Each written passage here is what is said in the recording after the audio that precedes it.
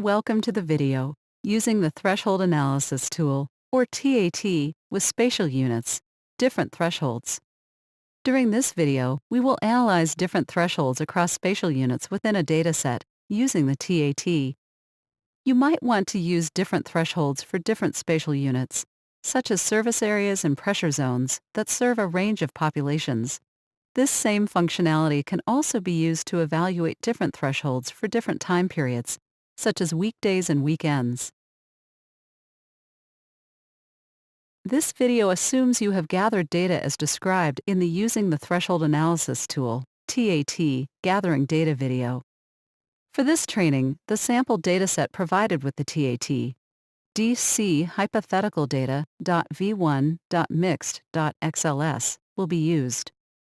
For instructions on how to load this dataset, please view the Using the TAT Gathering Data video. Let's get started by choosing the DC hypothetical data.v1.mixed.xls sample data file. The input file form will appear to allow customization of how the data is imported into the TAT.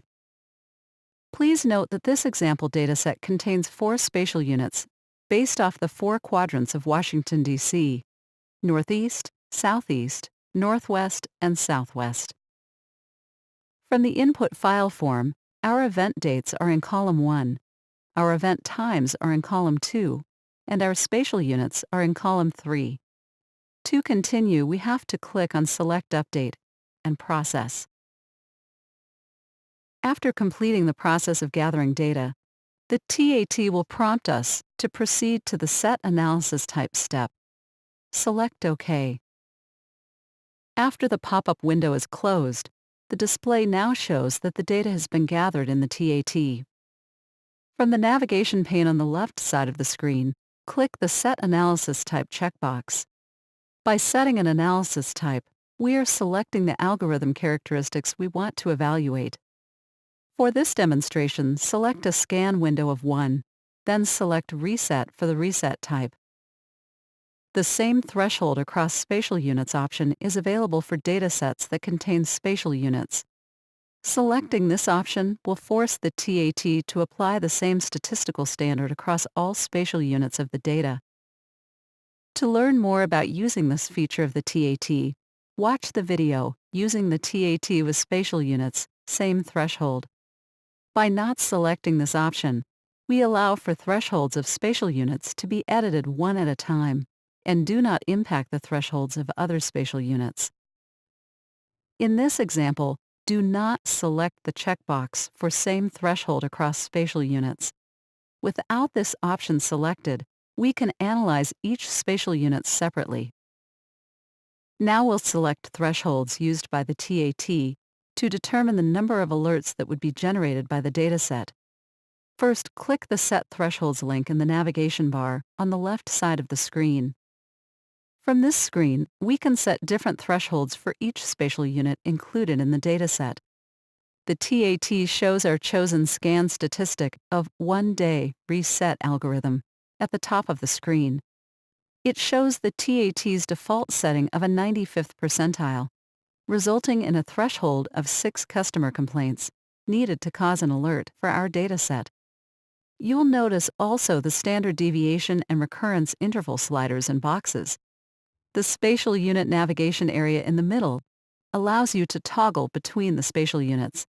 In our example, the Northeast spatial unit is one of 4 spatial units.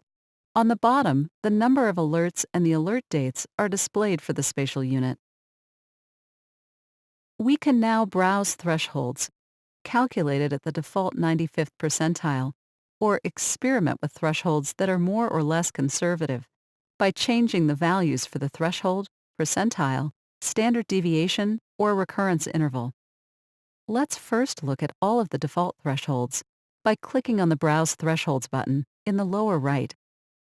You'll notice that the default percentile value of 95 is listed for all 4 of the spatial units, but the standard deviation, recurrence interval, and thresholds are all different. These values are all different because the TAT is calculating a threshold for the default value of a 95th percentile.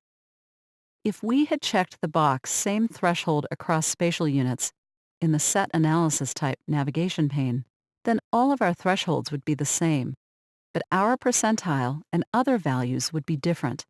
Clicking on each spatial unit in the table on the right shows a different number of alert dates on the left. Now that we have viewed all of the default thresholds, we'll demonstrate different ways to change them.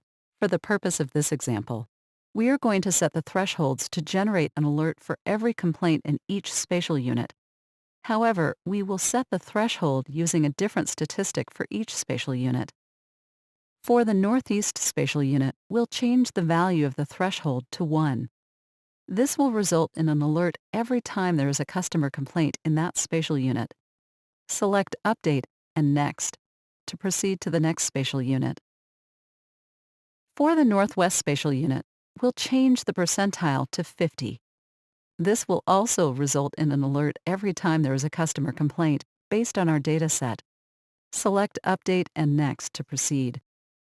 For the Southeast spatial unit, change the standard deviation by moving the slider to the left.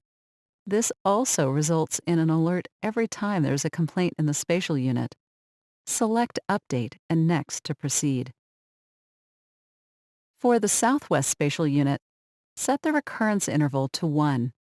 Again, this is an artificially low number that results in displaying an alert for every customer complaint with a spatial unit. Select Update to view the change in the alert window. Select the Browse Thresholds button on the bottom right of the window to further review the results. In a new pop-up window, each of the 4 spatial units we just changed appear in the table on the right. The Northeast spatial unit is selected, and the 32 corresponding alerts appear in the table on the left. Repeating this for each spatial unit shows 30, 30, and 23 alerts for the remaining spatial units. This example shows the different ways thresholds across spatial units can be set to achieve the same alert occurrence. In this case, 1 alert for every complaint, as 32 plus 30 plus 30 plus 23 equals 115 complaints. When finished browsing the thresholds, close the window and return to the main TAT window. After setting the thresholds, you'll want to save them by using the Create Report checkbox. As shown in the video, setting an analysis type, setting a threshold, and creating a report. A report is created for each spatial unit. Thus, in this example, 4 reports would be created. This concludes the video using the TAT with spatial units, different thresholds. If you have specific questions, please contact EPA or consult the TAT user manual.